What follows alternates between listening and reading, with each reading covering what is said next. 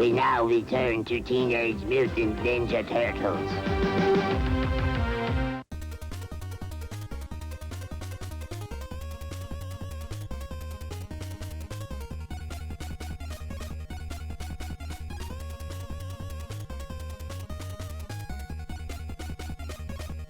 In this review, I'll be taking a look at Hothead from the original Teenage Mutant Ninja Turtles toy line. If you are new to the channel, be sure to hit that subscribe button.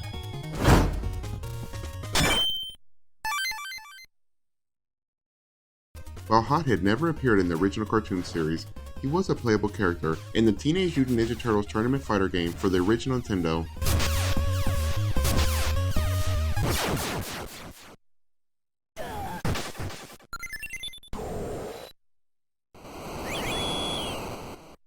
He also appeared in the 2012 animated series under the name Cavaxis, voiced by the legendary Mark Hamill.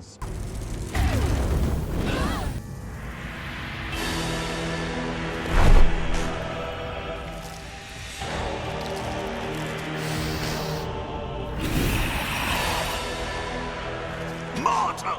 You dare call upon Cavaxis, Lord of the Demo Dragons, ruler of the Netherworld?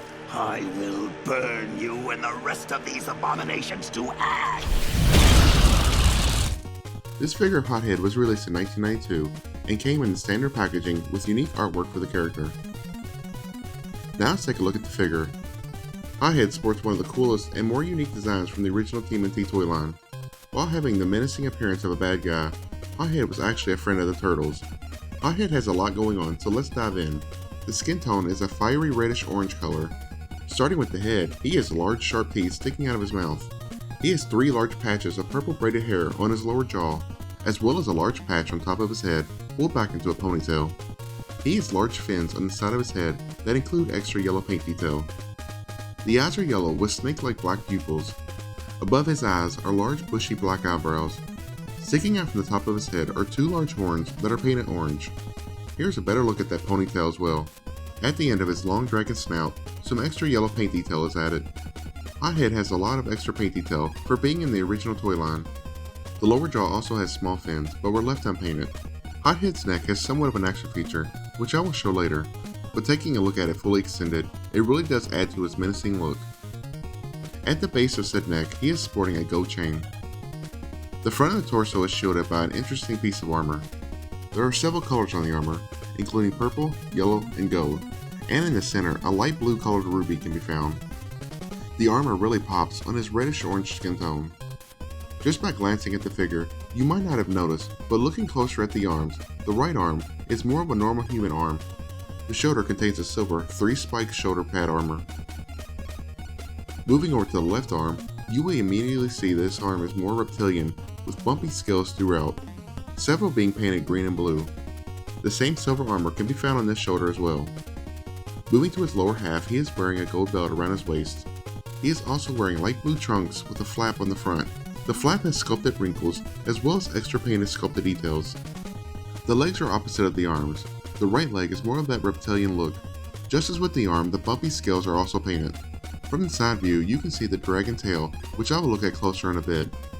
Also like the arms, the thigh sports a spiked silver armor piece. The right foot is shaped like a dragon foot with 3 toes, the claws being painted yellow. Moving over to the left leg, we get a more human-shaped leg. The lower leg is sporting a lime green boot of sorts, all the way up to his gold-painted knee pad. Sticking out at the bottom are human-shaped toes. Another armor piece can be found on the thigh. Hothead does have peg holes on the bottoms of his feet. Turning around to the backside, here is a better look at the tail. The tip of the tail has hair that is unpainted. Running along the tail are spikes, and the tail is full of bumpy scales throughout, none of which are painted. Here is the backside of his blue trunks, as well as the gold belt. The back, just as with the tail, is full of unpainted scales and row of spikes. It is very common in this line that the backside of the figures had far less paint detail than the front. Running across his shoulders is a purple colored armor piece. Here is a better look at the back of the neck and the fins, as well as the horns and ponytail.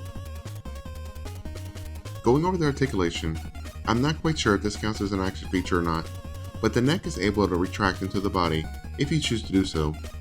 I don't particularly like this look, as I think it takes away from his menacing demeanor, but nonetheless you have the option if you choose to do so. The neck can slightly rotate, but that's all the movement you'll get from the head. The arms can move up and down, but are stopped from rotating 360 degrees due to the hands hitting the thigh armor. There is no articulation in the torso, nor is there any articulation in the hands either. The shoulder armor pieces are able to rotate 360 degrees, so you can change up the look slightly.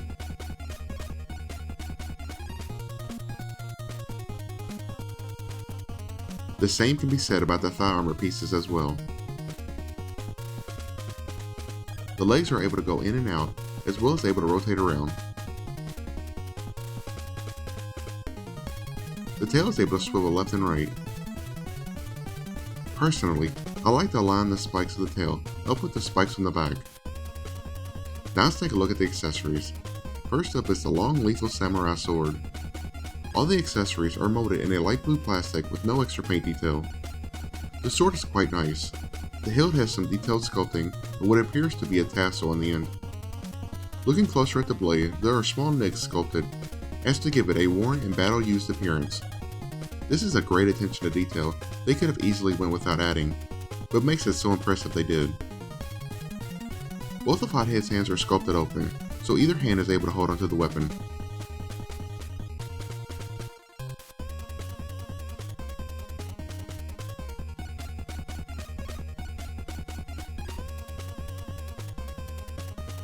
The next accessory up is the dim sum staff with detachable ninja knife. At the end, a blade can be found with an added sculpted line in the center. As we move down the long weapon, it has sculpted detail along the entirety of it. It has the appearance of metal chain in my opinion. The end is just flat. Going back onto the blade, some of you might not know this, but the end is actually detachable. It can be rotated. It is connected very snugly, but with a little force, it will detach, and you have a knife for Hothead to hold onto if you choose to do so. The downside is that there will always be a visible peg showing, but nonetheless, it is a cool hidden feature.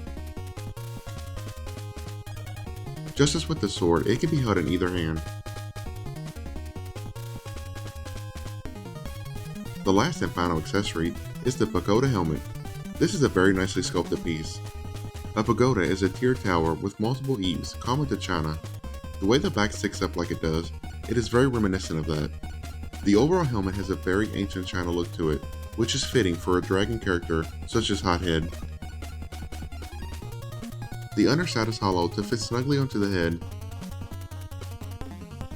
To place it on said head, the helmet fits over the ponytail, and the flaps go around each horn, like so. This keeps it in place, and doesn't allow it to fall off. And here's a look at Hothead fully ready for battle, with all three accessories equipped. Hothead really does make for an awesome Ninja Turtle character. Now let's compare Hothead to some other Tmnt figures. First up is Michelangelo from the original toy line. Next is the Foot Soldier from the original line. Comparing him next to some other Tmnt toy lines, here's Michelangelo from the 2003 toy line, Michelangelo from the 2012 toy line, and finally a Michelangelo Funko Pop. So that is my review of Hothead, a personal favorite of mine from the original toy line. The look and design makes him a standout amongst the other Tmnt figures, and makes Hothead a must-own for any Tmnt collector. Once again, if you're new to the channel, be sure to hit that subscribe button, as well as click on the notification bell so you don't miss out on any future videos.